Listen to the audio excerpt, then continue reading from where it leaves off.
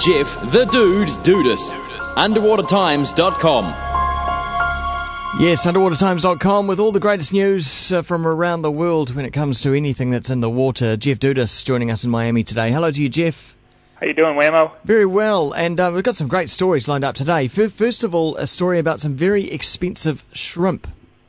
So the story comes from Taiwan, and the ornamental fish breeders are all excited now because a pair of shrimp they call Black King Kong shrimp have sold for a record $8,500 US dollars at an online auction in Japan.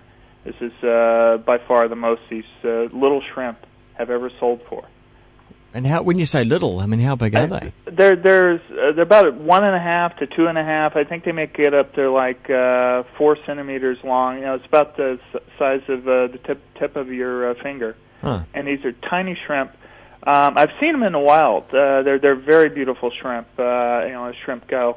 Very particular, very hard to breed, and evidently these breeders in Taiwan have come up with this new method to breed them. And they're very particular. These shrimp only eat starfish, and they only eat live starfish. Wow.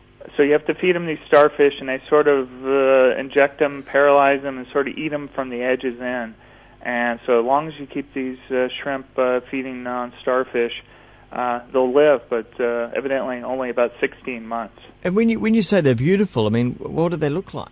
It's the strangest thing. They're very small. They sort of a white, pearly shell, and they have sort of these brownish splotches on them. And they have these strange claws. They're like a spatula, where I think this is how they flip over starfish with their claws. And just very sort of ornamental and strange looking. We were having a debate the other day in the office, actually. What is the main difference between a shrimp and a prawn? I think probably size. I would think that's a good question. Prawns larger. I would always think I've seen prawns much larger, but I'm sure. I mean, there's different species and such, obviously, but different animals. I think among other things. And because these particular shrimps are rare, is that because they've been fished out? Well, they're fairly rare in nature, and then some fish are very easy to breed in captivity, where these are very hard to breed. Evidently, these producers, there's 5 Taiwanese producers. They say they can produce 100 shrimps a month, and but they only have a survival rate of like 10%. So. Right. These ornamental, these people that keep fancy aquariums, they want these shrimp because they're cool to look at, and so the demand far exceeds the supply. So, and obviously, no one's eating these ones. Well, there was another story out of China this week. I don't know if you saw this.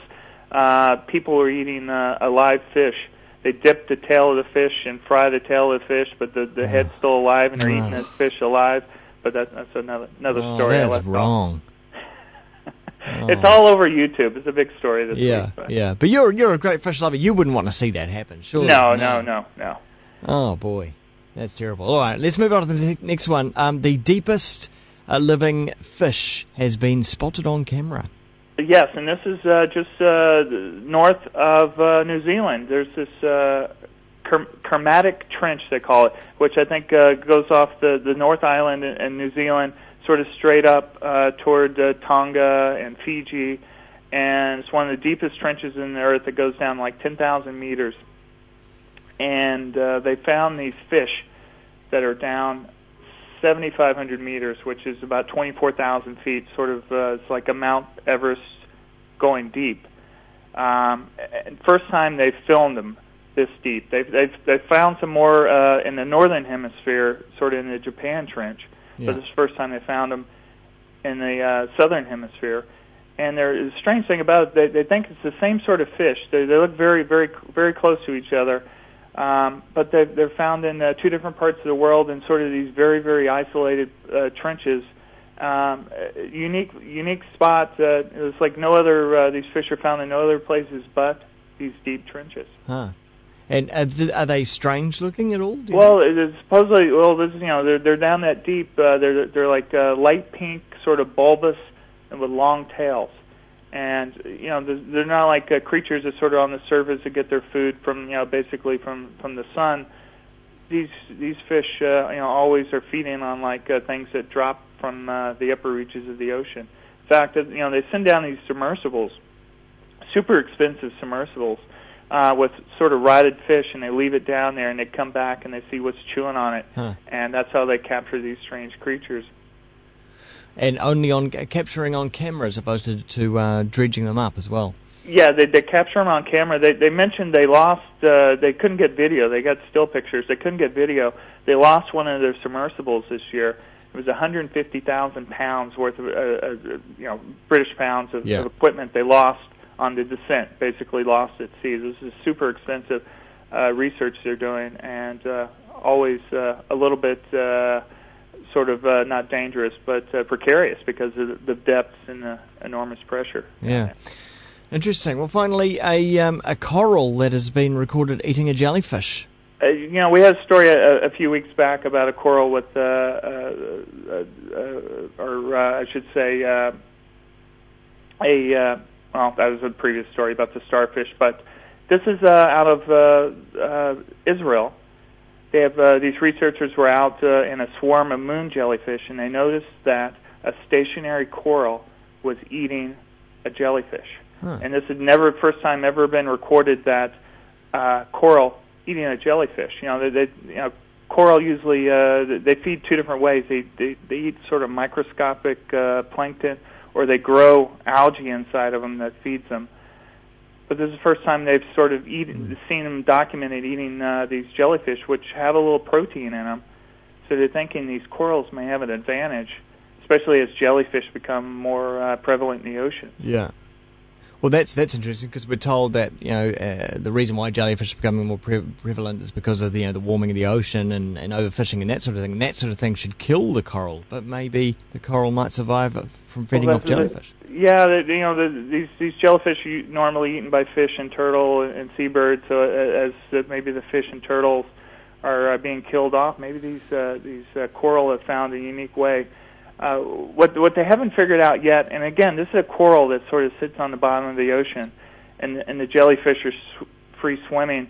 They hadn't figured out how the coral captures. Yeah, I was going to say it hasn't got little limbs that it's going to. Well, they have little arms that stick up, but these are very small creatures, and the sort of the mechanism how they're ensnaring these things and eating them. They haven't figured out yet, but it sounds like they're going to go back and try to study this and figure out what's going on here. How smart can a jellyfish be? Come on. Well, how smart can a coral be? So, this is sort of does a coral have a brain? Not really. Not what we would think of as a brain.